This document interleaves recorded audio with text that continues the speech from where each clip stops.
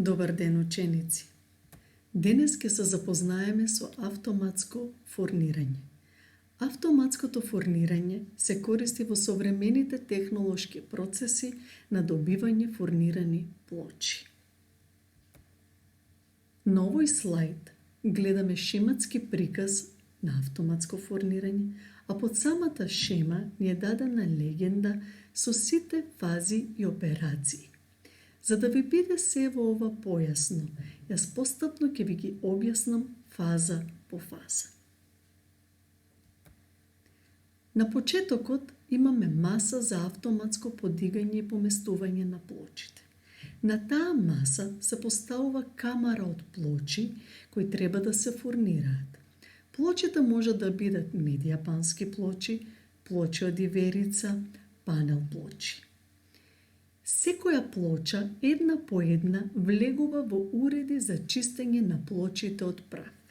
Зошто е битно да бидат исчистени плочите од прав? За да може убаво да се нанесе лепакот.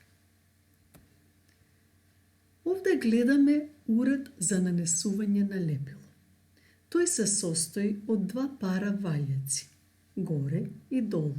Тоа значи дека на плочата од двете страни се нанесува лепило. Секој пар ваљаци има дозирен ваљак кој што дозира лепак. Од растојанието помеѓу двата пара ваљаци зависи дебелината на наносот на лепилото. Што е овде многу битно? Битно е наносот на лепилото да биде тенок, рамномерен и подеднакво нанесен, без прекин. Откако ќе се нанесе лепилото, плочата треба да дојде на работна маса каде што ќе се постават врз нејзе покривките од фурнир. На оваа слика ги гледаме веќе како изгледаат покривките од фурнир. Тие може да се нанесуваат на лицето на плочите и на опачината на плочите. Овде гледаме работна маса на која се поставува плочата со фурнирските листови на нејзе. Значи, прво имаме поставување на долната фурнирска покривка, па се нанесува плочата со лепило и врз нејзе се поставува горната фурнирска покривка. На тој начин ние го добиваме сендвичот од плочата и фурнирските листови. Потоа, вака добиениот сендвич се движи кон пресата. Целта на пресата е да изврши слепување на фурнирските листови со плочата. Пресата, под дејство на висок притисок и температура, врши слепување на плочата со листовите и истиснување на вишокот на лепило и воздух. Откако ќе се слепи сендвичот, ние веќе на сликата може да видиме дека фурнирската покривка е поголема од плочата. Зошто?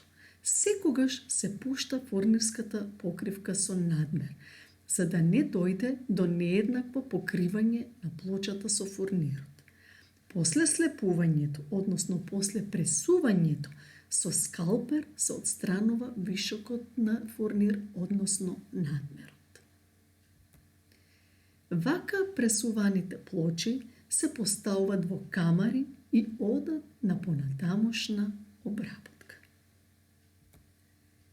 Прашање и упатства.